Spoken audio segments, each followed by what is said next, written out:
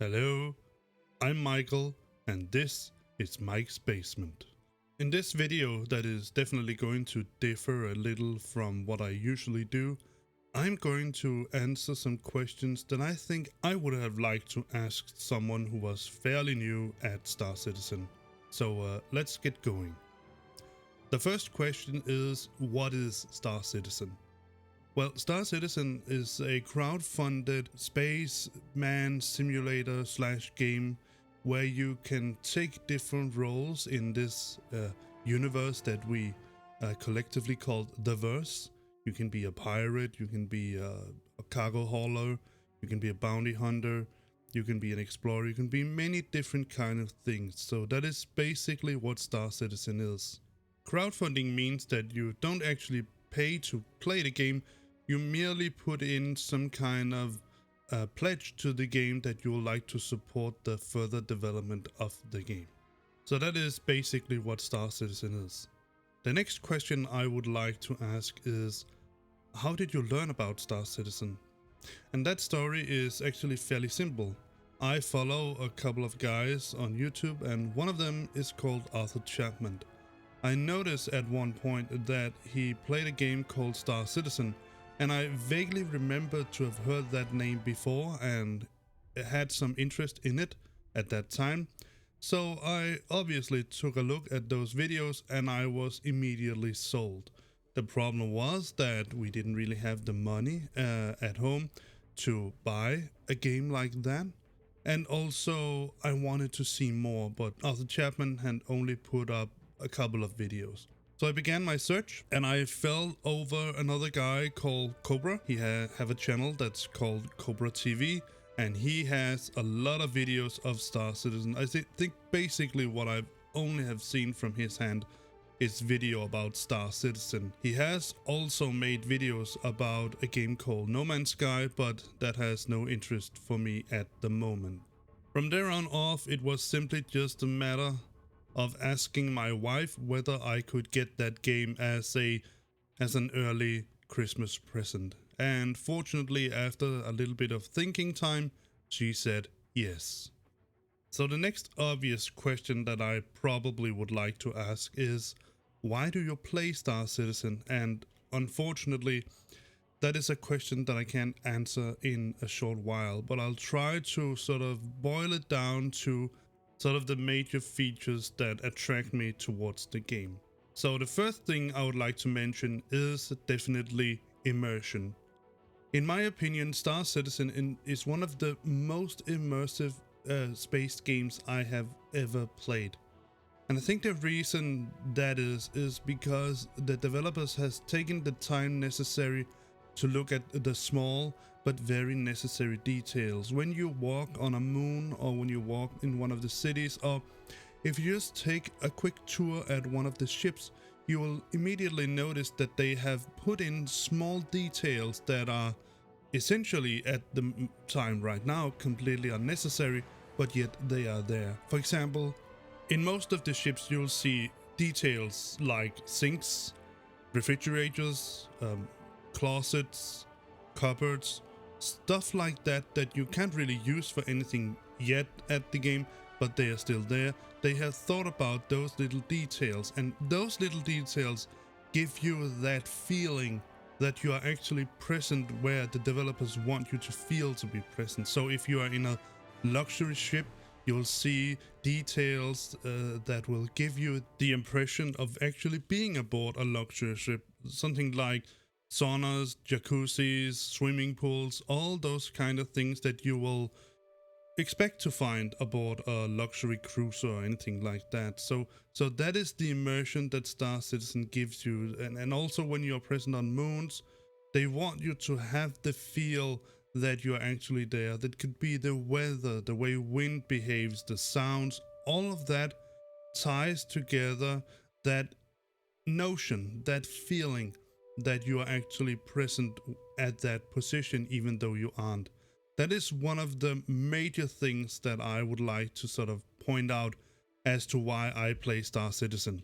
One other major feature that I would like to point out regarding why I play this game, why I play Star Citizen, is that you have the freedom to choose what you want to do. So let's say I play Star Citizen for 4 days. I play it more, but let's just take 4 days in a row. The first day I can say to myself, today I want to be a cargo hauler. So I can fill up my ship and I can haul cargo from A to B and make a lot of money doing just that. The next day I could think to myself, well, I think I want to be a bounty hunter today. So I could whip out a fighter and I could begin to chase either NPC or player bounties and earn some money in that way. The next day I could say, today I want to change the roles. So today I want to be an outlaw, I want to be a pirate. So I could do that. I could again whip out a big ship to haul some illegal commodities like drugs and anything like that. Or I could whip out my fighter and I could play as a pirate and try to extort cargo haulers or players or anything like that for money. And on the fourth day I could say to myself, well, today I am simply just going to go out to the edge of the Stanton system where we play the game at the moment and begin to explore moons and planets and anything like that. And that doesn't even count all the different roles that you can do in Star Citizen, because there are various ways that you can do mining, for example. At the moment, we have a first-person mining for FPS mining, meaning that you have a little hand tool, and then you can go down into a cave or anything like that, and there you can begin to mine to extract rare minerals or crystals or metals that you can then sell. Next in line we have the newly implemented tool in the game, a little vehicle called the Rock, where you can basically do the same as with the hand mining tools, you just have options to do larger things. And finally we have ship minings, for example the Prospector and the Mole, and we also have one major ship that is coming, a capital sized ship that can do mining as well. But they of course also require a larger crew. But nevertheless, what I want to emphasize here is that you have the options within Star Citizen to basically become whatever you want, of course within the boundaries of the game itself. And finally, what I would like to say is basically simply that I find Star Citizen to be an incredible, beautiful game. When you look at the footage, when you look at how things look, it could just as well be a scene from a movie from one of the big animation studios, like for example DreamWorks Studios. In order to convince yourself of that, you can simply just take a look at the footage that I have in the background right now. So these are sort of the major reasons that I play Star Citizen. The next question I would like to delve a little bit into is some of the rumors that have been put out against Star Citizen, and to some extent still proliferates, even though there really is no basis for them. In this context, I have chosen to pick up two of the rumors that I have heard. The first one is that Star Citizen is a scam, and the next is that Star Citizen is a pay-to-win game. So let's take the first one. Is Star Citizen a scam? In order to answer that question, we need to take into account where in the development phase Star Citizen is. Now, Star Citizen is currently in the alpha stage of development, and for a game, that is the phase where you basically create a library of different kind of tools, of different kind of texts, of different kind of game loops, of different kind of content, ships, weapons, armor, all those kind of things, and then you put them into the game, you test them, you may take them out again and revise them and then put them into the game, you may scrap them altogether, you may invent new things that you put into the game. Basically, the alpha phase is the phase of the game development where you build up what the game content should be. Contrary to the beta phase where you actually do the bug hunting, where you do the optimization of the code, you basically have in that phase the finished game. You might add content to it down the road, but basically the core content of the game is in place now. So, with that in mind, what is it that Star Citizen has promised us? Well, they have promised us a game where you can play as a spaceman / space person, whatever you want to call it, and take up different roles that you might want to do. So in that context, if I had to look at it, and I do right now, do I feel scammed? No, I don't. I don't feel scammed at all. And that is because what CIG has promised me in the basics, I already have. And furthermore, when I play Star Citizen, I actually have fun.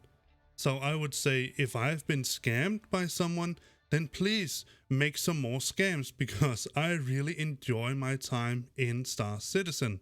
So the short answer to that question is no. I definitely don't think Star Citizen is a scam. The next rumor that I have heard been said quite a lot is that Star Citizen is a pay-to-win game. Now, I will say that that claim, that rumor, I can actually understand to a certain point. And that is because in order to get into the game, you need to pay a relatively large amount of money. And even so more, if you want to upgrade your ships or buy new ships, you'll have to put even more money into the game. You can actually pledge so many money into the game that CIG has developed a name for such a person, which they call a concierge member. Basically meaning that you have pledged $1,000 or more into Star Citizen. And $1,000, well, I would argue that it is just not something that you find at the bottom of your pocket and then think, oh, what I'm going to do with that. It is a lot of money. But the idea behind pay-to-win idea is that in order to progress in a game, in order to advance in a game, you need to put forth real money into the game in order to get exactly that. And that doesn't really rhyme with Star Citizen. Basically, when you have a ship in the game, whether it being a Carrack, a Caterpillar, an Aurora, or a Venture Titan, or whatever you can imagine of different kind of ships that they have, you can actually play Star Citizen to the fullest. Of course, different ships have different roles. So for example, the Caterpillar is more freighter than it is a fighter. So if you buy a Caterpillar and want to be a dogfighter, then perhaps you have chosen the wrong ship for the job. You need to find a new ship. On the other hand, if you want to be a major hauler and haul the big cargo commodities, then starting out with an Aurora or doing it with an Aurora MR is probably not the best idea. Nevertheless, if you buy into Star Citizen and choose the cheapest package that you can get your hands on in order to get into the game, then you can actually progress inside the game to earn enough money to buy the ships in game.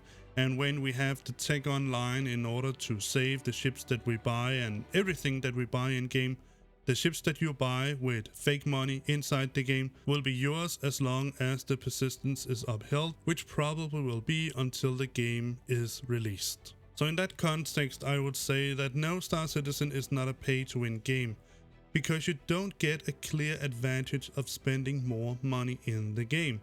Let's say, for example, that you want to be a bounty hunter, and then you spend the $600 to get the Carrack package, which includes the Carrack and the Pisces Expedition version, and you want to do bounty hunting in that. But the Pisces is not exactly a fighter ship. It is not tough, it doesn't have a lot of hard-hitting weapons, so doing bounty hunting as a Pisces is probably not a good idea. And it gets even worse with the Carrack, because when you sit as the pilot in the Carrack and you don't have a crew, you don't have access to any weapons at all, neither missiles nor guns.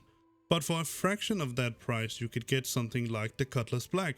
The Cutlass Black is a sort of jack-of-all-trades ship. You can do bounty hunting, you can do trading with it, you can do troop insertion missions with it, you can carry vehicles in it. It can do a lot of different things, but mostly it actually functions as a reasonable good fighter ship. This is just to illustrate that spending more money in Star Citizen for bigger ships doesn't necessarily give you an advantage. And furthermore, it also has to be mentioned that most of the ships that are available in Star Citizen right now can actually be bought in the game with the fake in-game money. So you don't actually need to get your wallet out of your pocket beyond buying the first starter package. So on that notion, I will go into the next question that I would like to ask and answer, and that is, what does Star Citizen cost? Well, the basic answer to that question is whatever you want to pledge. But let's say that you just want the starter package and work your way up from there.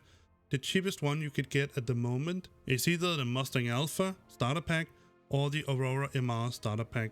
and they both are at $56.25 US. The thing is that the Mustang Alpha is really not a good ship for cargo hauling or box missions, and the Aurora MR can handle a little bit of boxes, but it doesn't really have the space for it. So, if you're willing to go a little bit up on the money, you can get the Anvil CHX Pisces Expedition Starter Pack at $75 US. That ship can carry a lot of boxes. It can get you all around the system. You can use it as a light fighter, not a dedicated fighter, but you can actually, in a pinch, use it as a fighter. Basically, you can say that with that ship, you can work your way up in the game and buy all the ships that you would like in-game with fake money. You don't have to get your wallet out of your pocket ever once again to play Star Citizen, and you will have, to my best knowledge, forever access to the game. The next question that I would like to try to answer is, does it require a powerful PC? Well, I would say basically yes, it does require somewhat a powerful PC. Let me give you the specs for my PC, and then you can work your way around from that. I would say that my PC is able to play Star Citizen to a reasonable, good, pleasurable state. So I have an Intel i7 8700, not K model, and I have downclocked it a little bit. I think it's about 3.7 gigahertz, contrary to the normal 4.3 gigahertz at turbo stage, because the stock cooler is simply not enough to keep it cool, and I don't want it to overheat all the time and then downclock it anyway. I have 32 gigabytes of RAM set at XMP profile 1, so I should use the full potential of the RAM the RAM sticks I have in. And finally, I have an NVIDIA GTX 1070 Ti. It's the Asus Cerberus version with 8 gigabytes of RAM. It is able, in my opinion, to pull Star Citizen to a reasonable good FPS. And finally, the most important thing is that I have my system files, my Windows, and also Star Citizen on an SSD. The rest of the games I have, they are on a normal spinning hard drive, an HDD, if you will. So if you have a PC that is comparable to me or even better, then you're definitely able to play Star Citizen. The next question I would like to go into is one of those feared questions that I think many people would like to look past to some extent, and that is the bugs in the game. Well, first of all, when we are discussing bugs in a game like this, in Star Citizen, we again have to constantly remind ourselves that this is a game in the alpha stage. In the alpha stage, you only remove enough bugs that you are able to test the things that you put into the game. You don't pull out all the bugs, because if you do, if you sorted out all the bugs that was reported in the alpha stage, and then you completely changed the content of the game, then all those bugs would most likely reappear in the same or a new version of the same bugs.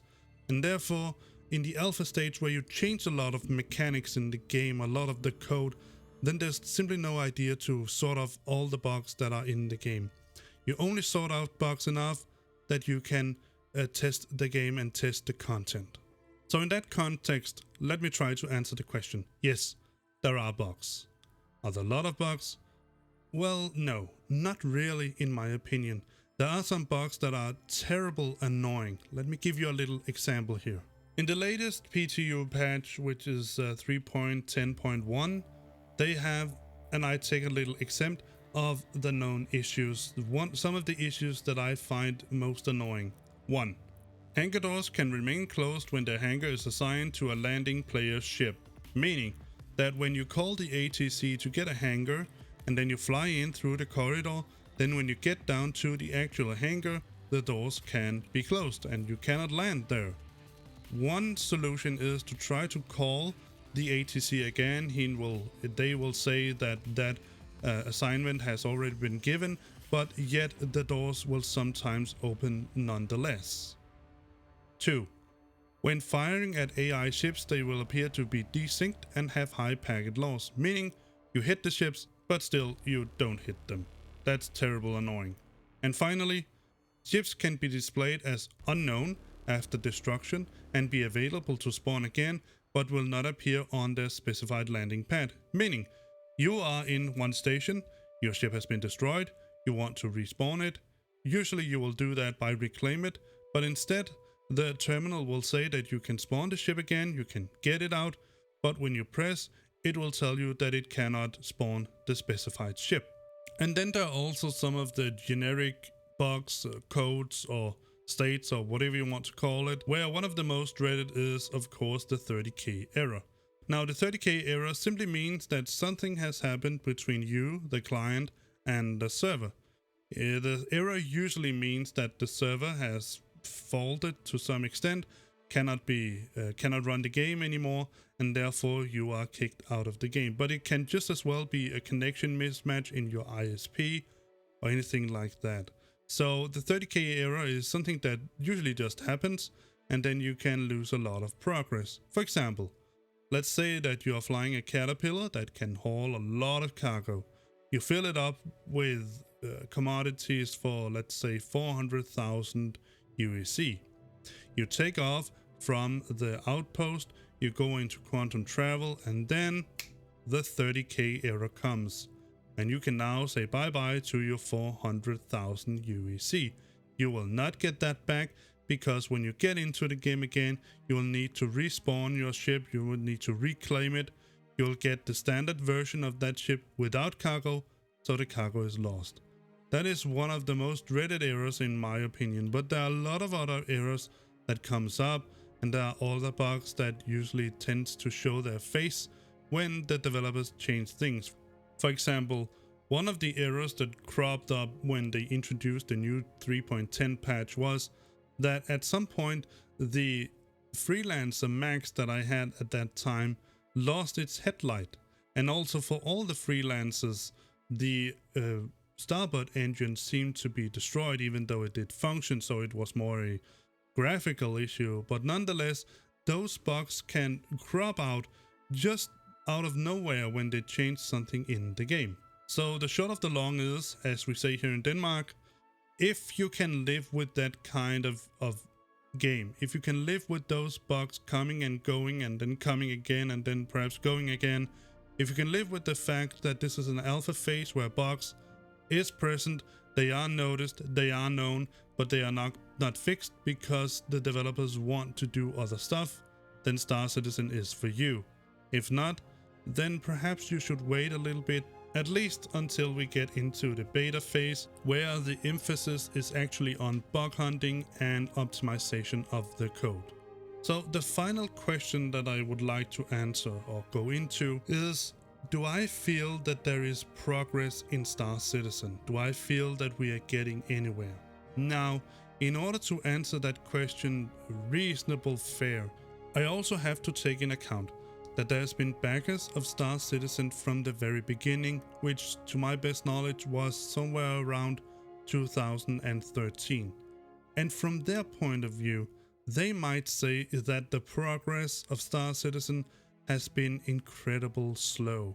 They have waited so long for even the chance to fly their ship. Some of the ships that they gotten in the very early versions, they could spawn it in a hangar and walk around and look at it. They couldn't even go into the ship.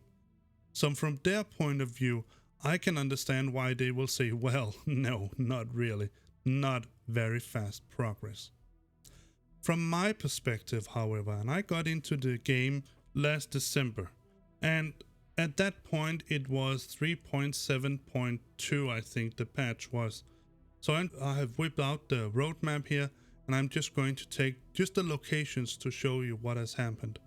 So in 3.7, Star Citizen got the Star Marine map, the Good Doctor, and caves, rocky, that is sort of, well, underground caves that you can do mining in.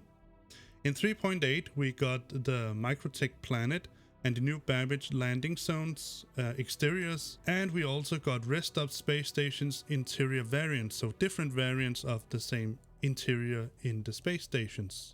In 3.9, we got the Klesha automated prisons, we got new Babbage landing zones, the interiors, we got the Microtech moons Calliope, Clio, and Utep, and in 3.10, we got shop additions to Microtech, and we also got improvements of Grimhex. I would also like to mention some of the Cortex that we got. So in 3.8 we got, besides the basic persistence, we also got planetary weather effects, so we actually have weather on the planets. We got server-side object container streaming. This is something that I'm not going to go very deeply into. It's simply a better way for the client and the server to give us the content of the game. We got Planet Tech 4, which means that we got new improvements of the surface of the planets, how they look. We got atmosphere tech improvements that changed how the atmosphere looked. In 3.9, we got weather locomotion, meaning that the weather, the wind, can move the character around, it can stop us, it can make us go slower, or anything like that. And finally, in 3.10, we got ocean shader improvements, which means that the oceans actually move around. And finally, let me go into perhaps the most important part really, and that is the gameplay mechanics. So, in 3.7, we got Quantum Enforcement version 1, meaning that ships can pull other ships out of quantum travel. We got glow sticks, meaning that we can see inside the caves and there can be glow sticks. We got FPS mining, we got mission sharing, we got personal commodity inventory, we got harvestables, we got arena commander, pirate swarm improvements, we got ship rentals, we got IFCS proximity assist, we got weapons attachment version 2. In 3.8 we got vehicle look ahead camera, we got vehicle third person camera, we got rescue hijack 890 jump, we got lost system version 2 fines, we got mining heads, we got annunciator panels, that is the panels that can show if you are being targeted or if there's a missile after you and all that. We got FPS close combat, basically meaning we can knock each other out. In 3.9 we got contact list refactor friends list unification, meaning that it's a heck of a lot of easier to find our friends and get into groups together. We got player interaction system improvements, meaning the way that we interact with each other and NPCs. We got prison missions, things that you can do inside prisons. We got player status system version 1, which is simply just basic survival mechanics, hunger, thirst, temperature and all that. And for that patch we finally got bounty mission NPC improvements, meaning the NPCs will behave more real-like instead of being very easy targets. And for 3.10, which is the current patch, we got player trading, meaning that for the first time players can actually transfer money to each other for payment or anything like that. We got law enforcement system version 2 impoundment improvements, meaning the way that ships are impounded is more realistically. We got electron damage, meaning that we can shoot with electricity basically. We got turret and gunnery improvements, and I can tell you it really works.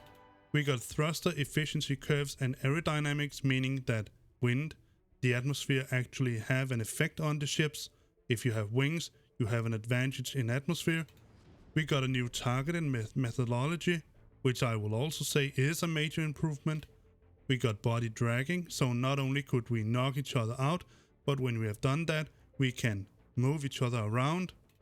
We got high-speed combat, that is a change in the way that we conduct dogfighting. We got ship HUD rework, that is the head-up display, which give us more useful information and generally just looks better.